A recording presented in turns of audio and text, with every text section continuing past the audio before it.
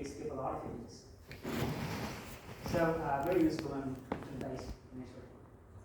So and it's not just that, we can also use this for content-aware object detection. We can adjust the thresholds based on what scene you're looking at in order to probably boost person recognition, pedestrian recognition, if you're in your populated region, for example, and other things like action recognition, scene understanding, and many more tasks. So why can't we do this with GBS? Why don't we do something like this, where we just chop all the city regions? So this I did with Illustrator. If somebody can do this, then probably this looks solved, but the problem is we don't know which ones to consider city, which ones to consider suburbs. Even here, in this one, in the mask that I created, you can see near the motorway, I've decided to put, add the mask on the left of the motorway into the city region, and the outside ones not in the city region. So it's debatable, and a lot of suburb regions are rapidly developing and a lot of city regions as well. So this also requires a priority before we go there with the vehicle. So I'll just dive into some background here. Some early approaches, basically, you're trying to get, you give one image and we try to get one descriptor for each of the images, and then we build from there. So one of the popular approaches here is average alerts, and then we have lab, which takes into account the residuals from the cluster centers. And you also have the Fisher vector, which is going to take first and second order ones, which includes variance as well. So, and recently, some of the gold standard approaches are more recent work. I would consider them NetLab here for the machine learning work, where we train similar images together and then get an embedding for that. And for handcraft, we have the parameter histogram gradients. More recently, it's been used in one of the TR papers. They demonstrated doing localization using VHOC. So, all right. So for databases, the existing datasets. Sorry, there are a few datasets out there. MIT Indoor 67, which has a lot of 67 categories there, and then scene understanding dataset, some dataset, and laser 365. And you see, a lot of these things do not really have something very relevant to autonomous writing. For example, skyscrapers here are relevant, but they're not from the vehicle perspective. So we choose to actually create our own data set, which is how we talk about topic data now. So what's our approach? What are we going to do? So what we do is we use a variational autoencoder and get an embedding out of that, given an image. And the descriptor length is very short, 128. And previously, there are multiple kinds of neural networks and multiple different supervised, unsupervised, neural networks, and a lot of standard work in this phase where they try to extract the image descriptor. But in this one, we're particularly interested in getting a descriptor for the scene category or something that understands the scene. For example, the cars and the signs here are more or less irrelevant in determining the scene. For example, so even if we try to capture every single fine details inside the image, it may not be as useful. So what do we do after this? So we get the image descriptor, and how do we find the scene category? So we simply throw in a classification head, a very light classification head, which is going to be a linear classifier. It's just input output that is there, which is going to be supervised. The big advantage here is that in step one, when I'm using VAEs over here, it's going to be unsupervised. So the global descriptors are going to be very generalized, and I can keep throwing in more images to get it generalized to a lot of different scene categories or different illuminations and things like that. So in step two, like I told, we're just computing the scores for each class, and then we finally do a max and then find out which category it is. So why are we using VAEs? Like I told, they capture course information. They do that really well. So, and this is one reason why they didn't use this directly as an image descriptor. It does not capture fine details. So which is why the reconstructions are blurry as well. It tries to capture features that vary the most in the image. And that is exactly what we want. The things that vary a lot describe the scene. So, you're not explicitly recognizing objects, semantics, or anything else. We're just doing it implicitly using the VAE. So, and why are we doing this two-step stuff? Why don't we just go from the image directly to class, like an end-to-end machine learning? We can do that, but this approach is much more flexible in that I can use this unsupervised technique to generalize for more without having to give more labels. And intermediate representations are known to be generalizing more and achieve better performance. So, and they're also integral in that we can use the decoder to find out what's actually some content of the image to some extent. And also the restricted or the constrained space, the coefficients are constrained to a standard normal distribution, which also allows us to interpret some information in each dimension. So we can also use this for other classes. So that's why we're going there. So the overall architecture looks like this. We throw in an image, we use the trained autoencoder, and we just use the encoder there to get the scene embedding, and then we use the linear classifier head, and then we get the output class. So that's it. And how do we train the VAE and how do we train the scene classifier is what's coming up next. So basically, we use Oxford over part. It's a driving data set, public one, and has lots of images. Each traversal has approximately 30,000 images. So that's winter day, and that's winter night, and that's summer day there. That's the same landmark there. So it also, the VAE, you're allowing the VAE to generalize across different seasons, different times of the day, illumination shadows, whatnot. So, and because we can go ahead and train with all the 30,000 images, and there are places where the car stops, and then we get redundant images, so we do sampling using an adaptive sampling. So we get it more like every 5 years we get one. And in the corners, because there's a lot of visual change, visual content change, we're sampling more. So that's the adaptive sampling that we're using from Odorless. So for VAEs, the primary reconstruction task, the primary task is going to be reconstruction, and then the prime last terms are these things, which look scary at the beginning. The first term is basically the reconstruction loss. The second term is the K divergence loss.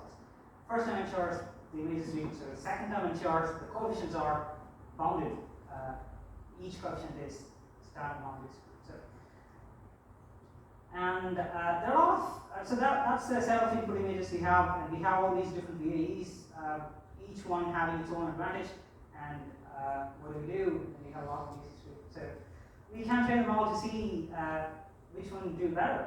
Maybe specifically for ground. So a lot of these VAEs have been used for generating faces and a lot of different things. So we train them all, and these are training parameters there. So we're just using reconstructions of primary class, as I already told. One important thing is we are using really small images, just enough to capture the scene content, to infer the scene pattern. And this is going to be very fast in order to both train and.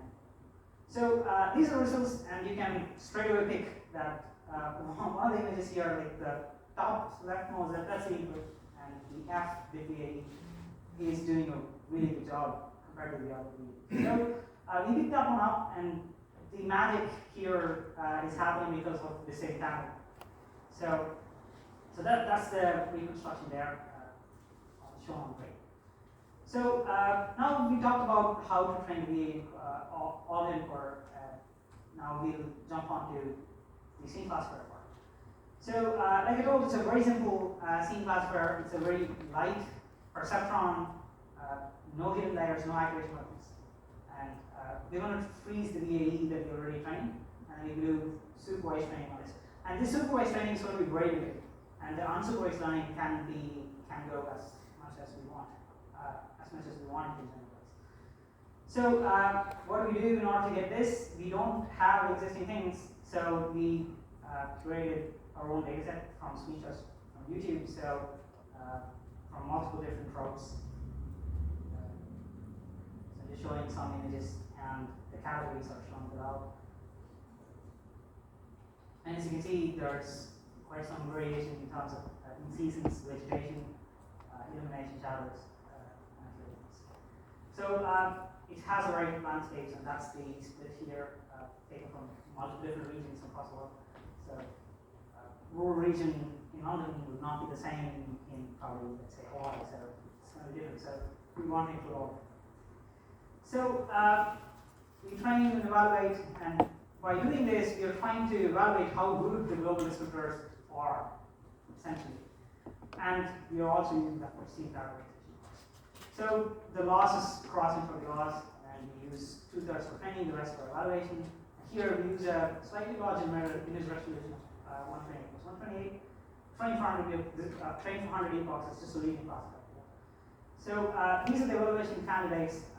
NetLab, EVOG, and VAE. For NetLab, we're taking also one extra step here where we crop the coordinating dimensions to 120. This is just to make sure that it has something in line. We have some computer line with VAE, even though it takes more time to compute, and it also requires 49.6 to compute 128 for NetLab. So these are the results that we got. The accuracy there is understandably higher for NetLab because it's a supervised technique, and it has 49.6 dimensions to it's a lot. And we have VAE actually ranking probably one of these here, but it's doing all this job with just very small length and very quick runtime. So it's really fast, 2 times faster than VAEs, and something multiple times faster than NetLab. So we also do extended evaluation where we collect videos from YouTube and just run them all through, where one video will have one category. So those are the results, and here we have some noise in the label, so we just consider anything above 75% okay. So I'll show some of the results at the end, probably while waiting for questions, I guess. So there it is. So we propose to use this variation often for latent embeddings to do this job. And they exist in this multi-dimensional manifold, which are very useful, and it's constrained.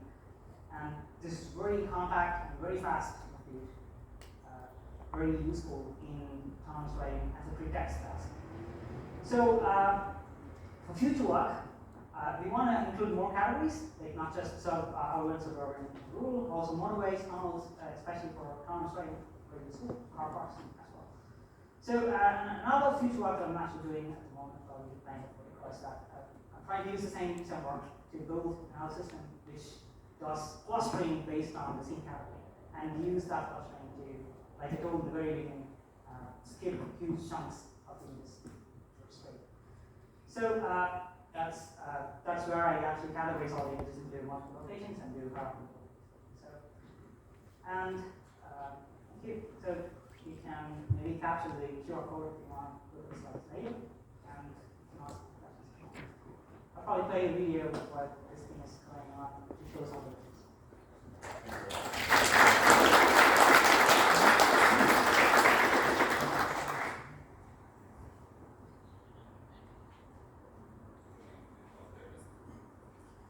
Okay, Chris. Some very complex things. Trying to distinguish. Do we have any questions? Behind you. Oh, you. Thanks, William, for the presentation. Very good. So I was just wondering here about when you selected the variational encoder and you have your low dimension. I think it's 128 elements in a vector, isn't it? So could you get any interpretation from it? I noticed that you mentioned about urban and different areas based on these level in the architecture, but I was wondering about interpretability. So how can you kind of obtain that interpretability? Did you test it any other way to get it clearer, just in terms of in general approach what you tried? Thank you.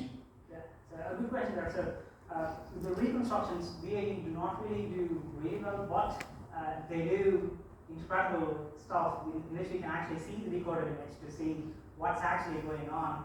And if you tweak the latent variables, we'll be able to see what's actually changing. And we were able to see many of these are disentangled dimensions that you're looking at. So some of the dimensions were corresponding to illumination, which changed the brightness of the image, and And some interestingly changed how open the image was, for example, highlights within things like that, and how much of sky was there, and whether sun was going to be there, and things like that. So each dimension, each dimension was more integral. It was obvious from the decoded image.